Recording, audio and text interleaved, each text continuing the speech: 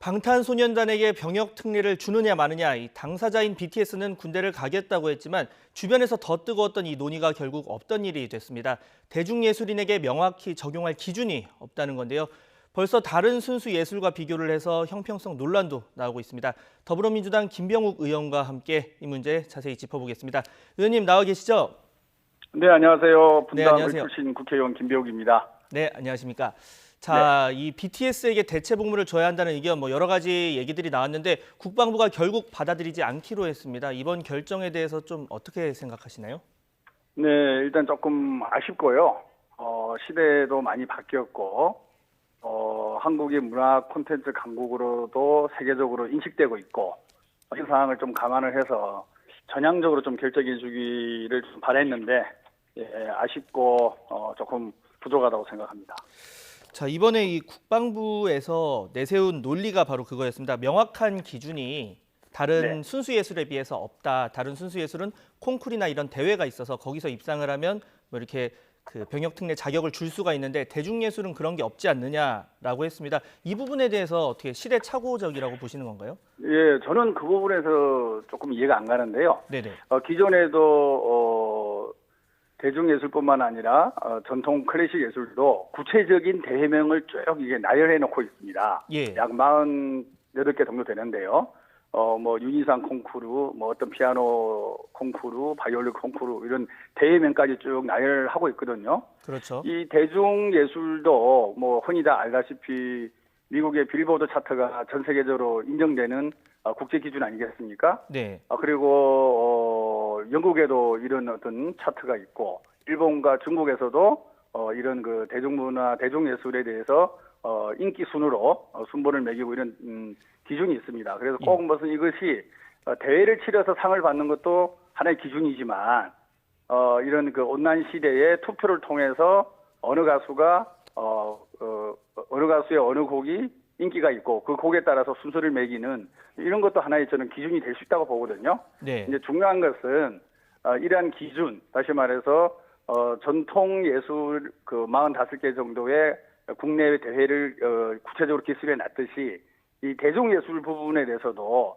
많은 전문가들과 국민과 이런 부분들과 협의를 해서 어떤 차트가 인정을 받는 건지라는 부분에 대해서 공개적으로 좀 투명하게 논의해서 결정한다 그러면 저는 기준이 없다라는 것은 조금 말이 안 된다. 기준을 만들 수 있는 충분한 객관적 자료와 객관적 역사가 있다. 이렇게 말씀드리고 싶습니다. 기준이 그러니까 없다는 것은 좀 말이 맞지 않다 이런 얘기를 해주셨고. 네, 충분히 대중문화에도 적용 가능하고 모든 사람들이 수긍하고 모든 사람들이 동의할 수 있는 기준은 충분히 저는 만들 수 있고 또 실질적으로 그런 기준으로 인해서 많은 대중 가수들이 인정을 받고 있거든요. 저는 그 부분에 대해서는 충분히 논의를 한다 그러면 누구나 동의할 수 있는 안을 만들어낼 수 있다고 생각합니다. 네, 의원님 그렇다면 만약에 예. 음악에 이렇게 적용을 한다면, 그러니까 음악 쪽 대중 예술인에게 적용을 한다면, 영화 배우 예. 같은 경우 예를 들어서 20대 초반의 영화 배우가 칸 영화제에서 나무 주연상을 그렇죠. 탔다면 예. 적용을 예. 해야 하느냐, 이런 이야기도 있는데 이 부분에 대해서는 어떻게 저는 보시나요? 그 부분에 대해서도 열린 마음으로 접근할 필요가 있다고 봅니다. 네. 이것이 저희가 이제 전통 문화도 아까 말씀드린 대로 구체적으로 45개 대회를 나열해 놨거든요. 예. 그렇듯이 대중문화, 그다음에 영화 이런 쪽에서도 충분히 전문가들과 관계자들과의 논의를 거친다 그러면 저는 그런 기준을 만들어낼 수 있다고 보고요. 지금 이 문화 예술 쪽에 예술요원으로 편입되는 게 1년에 제가 알고 있기로는 25명 정도로 알고 있습니다.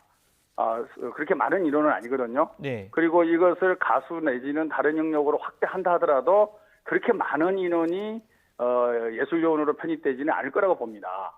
그래서 그 부분에 대해서는 엄격하고 객관적이고 공정한 기준과 룰을 만들 수 있는 가능성은 충분히 있고 그걸 또 만들어낼 수 있다고 저는 생각하고 있습니다.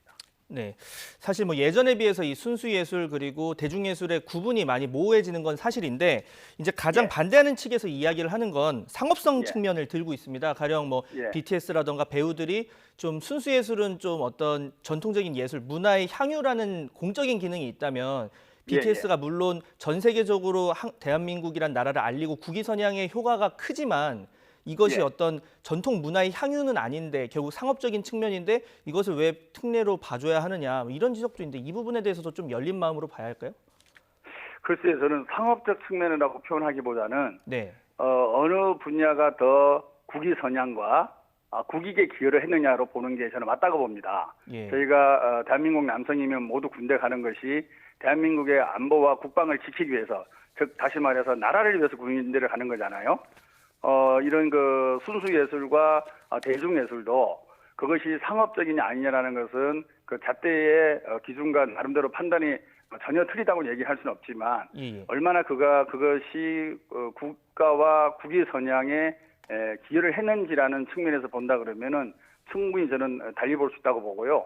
한 레포트에 의하면 방탄소년단이 국가 경제에 기여하는 것이 약 5조 6천억이다. 이런 보고서도 있습니다. 그래서 그렇죠. 이것이 그것이 상업적이라는 것이 아니라 그만큼 해외에 나가서 대한민국이 문화 콘텐츠 강국임을 알리고 그분으로 인해서 코리아라는 것이 인식되고 있거든요. 지금 사실 저희도 이제 공무상 해외 출장을 가다 보면 코리아 그러면 김치나 불고기보다 K-팝 이렇게 얘기하는 사람들이 아주 많습니다. 그리고 그렇죠. K-팝으로 인해서 한국을 새롭게 알게 되고 야 동방이 이 작은 나라가 이렇게 문화 콘텐츠가 정말로 양질의 문화 콘텐츠를 갖고 있구나 그러면서 아주 놀라기도 하고 우리나라를 달리 보기도 하거든요. 그래서 과거에 경제 성장으로 인해서 정말 잘 사는 대한민국의 이미지에다가 보다 더 선진국이 되려면 문화적인 부분이 강해야 되는데 이런 부분들을 저희 BTS라든지 슈퍼엠이라든지 이런 그 대중 문화 영역에서 열심히 일하는 우리 젊은이들이 많이 보충을 해주고 있고 이것이 대한민국의 국위 선양에도 저는 크게 기여를 하고 있기 때문에 이것을 상업적이라 표현하는 것보다는 누가 더 국위 선양에 기여를 하고 있고 그리고 순수 예술과 대중 예술이라는 게 다 장단점이 있는데 지금은 거의 대중 예술 쪽으로 젊은이들이 많은 관심을 갖고 있습니다. 네. 이런 시대 변화에 대해서도 우리 정부가 충분히 인식하고 공감대를 가짐으로 인해서 청년들과 더 호흡을 할 수 있지 않을까 생각하고 있습니다. 의원님 지금 바른미래당의 예. 하태경 의원님 같은 경우는 이런 말을 했어요. 그러니까 대중 가수를 배제하려면 성악과 판소리도 제외를 해야 한다 이런 예, 얘기를 예. 했는데 그 정도까지 생각하는 건 지금 아니시죠? 그러니까 이제 이 예술요원 제도가 네. 없다고 하면은 당연히 BTS라든지 이런 우리 K-팝 가수들에서 이런 논의를 할 수는 없는 건데요. 네. 기존에 있지 않습니까? 예, 예. 기존에 순수 예술이 이 국제 콩쿨대회에서 입상했을 경우에 이러한 그 예술요원으로 병력상의 특례를 주는 것과 마찬가지로 국악이라든지 이 전통 예술에 대해서 지금 이제 주고 있습니다. 그래서 그런 거 봤을 때 그쪽에 예술요원 제도를 둔다고 하면은 굳이 대중예술, 대중문화에 대해서는 그것을 안 주고 벽을 가릴 필요가 없다라는 하태경 의원의 말씀에 저도 공감을 하고 있고요. 예, 예. 이 제도가 존속하는 한 순수예술과 대중예술의 차별을 해서는 안 되고 특히나 국위 선양과 국익에 크게 기여를 하고 있고 우리나라를 문화 콘텐츠 강국으로 홍보를 열심히 하고 있는 그런 우리 그 K-팝 가수들에 대해서도 우리가 열린 마음으로 한번 이 제도를 살펴봐야 되지 않느냐 그런 생각을 하고 있습니다.